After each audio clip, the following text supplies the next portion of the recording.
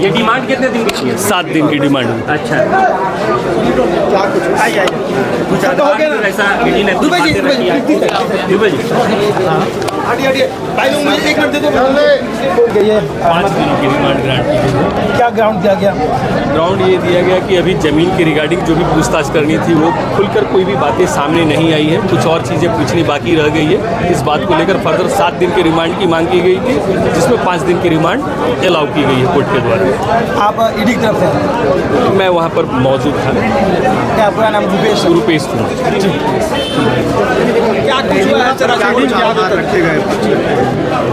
ED वालों के द्वारा पक्ष में यही रखा गया ना कि जो भी ज़मीन के रिगार्डिंग जो भानु प्रताप के कस्टोडियन से जो पंजी 11 ट्रंक पाया गया था उनके घर से, उसमें ये बातें आई हैं कि उसमें हेमंत सोरेन की जो संलिप्तता है, उनके परिवार या उनके नाम से ज़मीन है।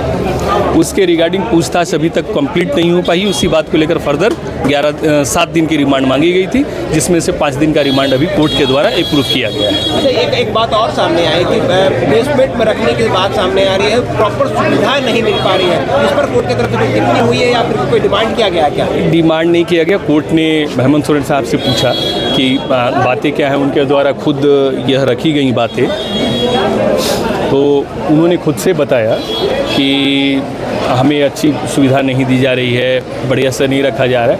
बट इस रिगार्डिंग कोर्ट ने जब पूछताछ किया तो यह बताया गया कि नहीं, इनको पूरा सुविधा दिया गया है, अच्छे से रखने की बातें आई हैं और ढंग से रखा गया है। फर्दर डायरेक्शन दिया गया है कि जो है अच्छा तरह से रखा जाए। ये बातें कोर्ट के द्वारा बताया गया, बोला गया। अब यहाँ सीधे ईडी ऑफिस के लिए गए या फिर न्यायिक हिरासत से जाएंगे? नहीं, वापस जाएंगे? अभी ईडी ऑफिस के लिए गए, आज क्योंकि ये रिमांड कंटिन्यू रहेगा। आज से ही रिमांड कंटिन्यू।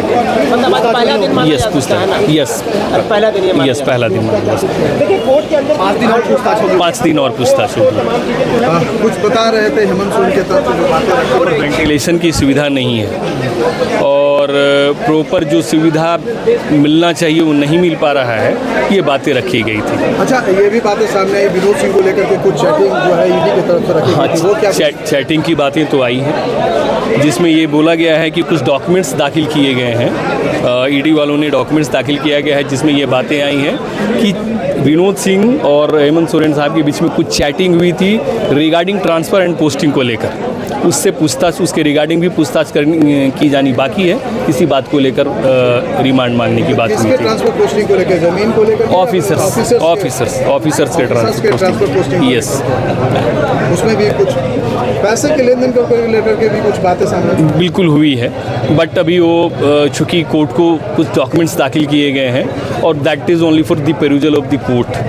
कितने पन्ने का है, कुछ अंदाज लगा है? 39 पेजेस। 39 page Yes. का ईडी ने दाखिल किया है। यस, जिसमें चैटिंग की बात हुई है। उसमें 39 पेज की चैटिंग की बातें हुई, जो कि विनोद सिंह और हेमंत सोरेन साहब के बीच में चैटिंग की बात है। तो 5 दिन अभी फिर पूछताछ करेंगे। Yes. ये हेमंत सोरेन ने जो कहा बेसमेंट में रखा जा रहा है, तो उसको लेकर के कोर्ट की तरफ से कुछ दिशा निर्देश ईडी को दिया गया? कोई दिशा निर्देश नहीं दिया गया है। पूर्व में ही दिशा निर्देश दी जा चुकी थी कि कोई भी मेंटली एंड फिजिकली टॉर्चर नहीं किया जाना है, प्रॉपर वे पे पूछताछ की जानी है। उसी को कंटिन्यू किया गया है कि फर्दर कोई टॉर्चर ना हो, कोई मेंटली फिजिकली टॉर्चर ना हो और अच्छे से रखा जाए, इसी बात को लेकर। तो ये आप सर किनकी तरफ से? मैं वहाँ पर मौजूद था, पूरे इंटायर प्रोसीडिंग को वॉच कर रहा था। रुपेश कुमार एडवोकेट।